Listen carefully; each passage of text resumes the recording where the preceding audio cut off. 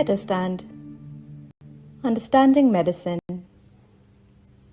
Aziz Rehman from Medurstand. We are doing clinical method videos these days. So I'm going to now demonstrate how to test 8th cranial nerve. 8th cranial nerve is also called vestibulocochlear nerve, because it has got two important functions. One is related to hearing, the cochlear part, and we can't hear if the 8th cranial nerve is damaged. And the other function is the maintenance of balance. Now let me first demonstrate the first one, the cochlear part, hearing. Very simple. I think you would probably have some idea during history taking. When patient is coming to you, taking history, you would know if patient has got some hearing problem. But you would, I think, in clinical methods, you have to test it formally, bilaterally, one by one. So I think let me show you how you do this. First, let me check left ear, and then I'll do this one. I think let you turn this way. So the way I do it, I would block his right ear with my middle finger very gently and try to create a sound. आवाज़ आ रही? Now I'll repeat on this side. Now when you are doing on one side, the other ear has to be blocked. Why? Because patient could hear from the other ear. So you are comparing both sides, and you may ask the patient if both sides the sound intensity is the same. ये आवाज़ एक जैसी है? So on both sides it is equal. So he does not have any hearing problem. But if there is hearing problem on one side, then you have to differentiate between two types of deafnesses. One is neurological, the other is conduction. If there is conduction problem, there is some accumulation of something in the middle ear, some pus or something like that. So that would lead to conduction type of hearing loss. And if the nerve is diseased, the nerve on its root is damaged, that will lead to sensorineural deafness. How do we differentiate between the two? The basic physics is that we have two type of hearings. I mean, there are two ways how these sound waves are transmitted to the brain. One is through air, the other is through bone. And you might be surprised to know that bone conduction is better or faster than air conduction. But in the air, there is a specialized system which is going to conduct. So in a normal person, air conduction is better than bone conduction. And if there is a problem in the middle ear, if the conductive type of defect, then bone conduction will become better. Let me show you what is called Ren Test, and this is to differentiate between two types of hearing losses. One is sensorineural, the other is conduction type. Now how we do this is, first let me demonstrate the normal. So presumably he is normal person, he does not have any hearing problem. In fact, we just tested. So in this case, this is the tuning for 120 Hertz, and you hold it from here and you strike it against anything. I think I do it here, but you could do it on your thigh or wherever you want to it. So, and then I will move it to the close to his ears and ask him if he can hear it. आवाज़ आ रही?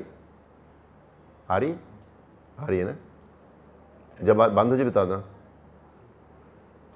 बंद हो गई? अब आ रही? नहीं आ रही. Okay. So this is the air conduction. So once he stopped hearing, because this, of course, this will stop vibrating after some seconds. So once this stop vibrating, stop producing sound, he will stop hearing it. And then I moved it here, and he did not hear the sound because bone conduction is not better than air conduction. Okay, so this was first part. Let me do it the reverse way.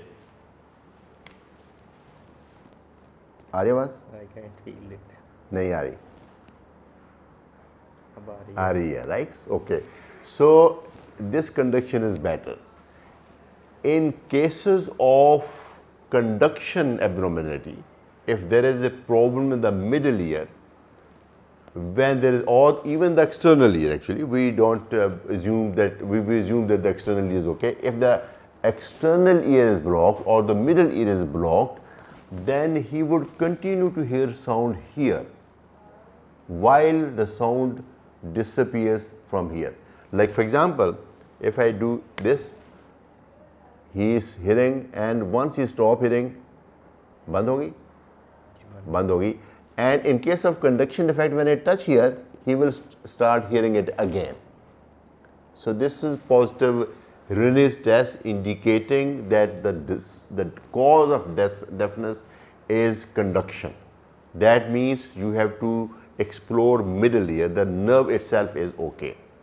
Now similar test called Weber's test. Again we have to test both sides simultaneously and demonstrate that air conduction is better.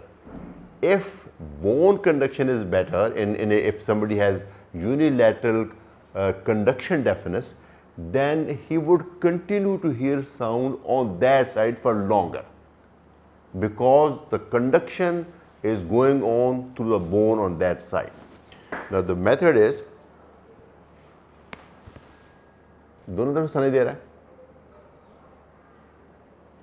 दोनों तरफ सुनाई दे रहा है. Okay, this is conduction through air as well as bone. जब बंद हो जाए बता देना. दोनों साइड बंद हो गया. Okay. So in a normal person, on both sides you would hear the sound till a certain time, and once it stops, it will stop on both sides. If on one side, especially where there is the hearing problem, if you continue to hear sound, that means there is a conduction defect on that side. We are still doing 8th cranial nerve, and I am now going to demonstrate the second part, the vestibular part.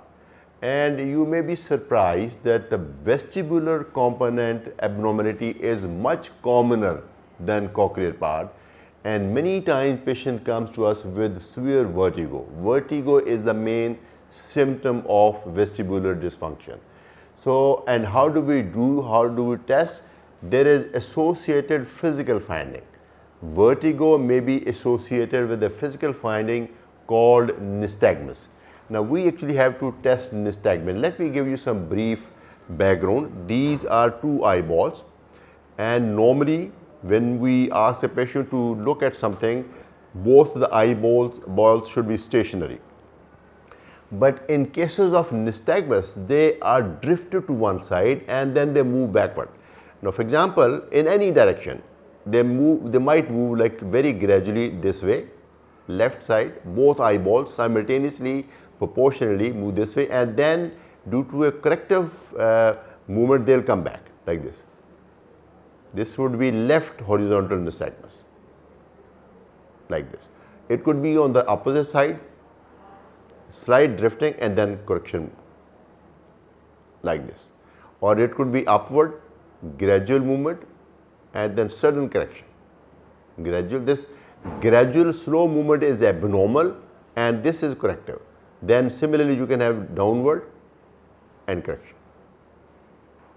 like this. Or you could have a rotary, like this, correction, like this, this. So both eyeballs symmetrically will move to one side gently and then suddenly will come back, and this is called nystagmus. In normal healthy people, you may be able to elicit nystagmus on the extreme eyeball movement. But in patient with this vestibular nerve problem, you may be able to elicit this nystagmus while patient is looking at this object. Of course, there are other causes of this nystagmus. There could be cerebellar disease, there could be other problem, intoxication, but here it is relevant to the 8th cranial nerve, and I am going to now demonstrate how to do this. So I can use any light. I am going to use this light because this I have with me. देखें, okay. So even if if there is ambient daylight, you might not even need a torch, but I can see his eyes, both are stationary, no abnormal movement at all. Maybe look at the camera. So no abnormal movement at all in the central position. Then I'll ask him to turn this way. There may be very brief jerky movement when he moves his eyes, but then it will become stable. Ab kare देखो.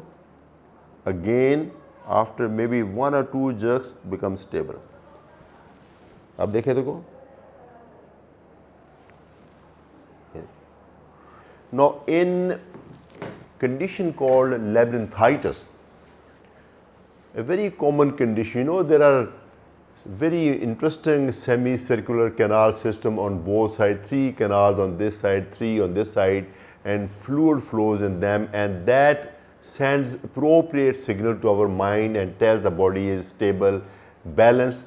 So if there is a problem with any of the canal, there could be nystagmus in that particular direction. Now this is very, very complex science, but you can actually tell which particular semicircular canal on which side is affected by demonstrating which type of nystagmus. Is it horizontal, vertical, rotary, and which side it is. So I think it's very interesting. You need a lot of expertise. But I give you, again, I'll remind you that nystagmus is not only the sign of vestibular dysfunction, it could occur in cerebellar diseases also. So although this is one nerve, 7th nerve, vestibulocochlear nerve, if nerve is physically damaged, then of course you would have loss of both function, but sometimes there may be selective dysfunction of one component. So this is all about 8th cranial nerve. Thank you.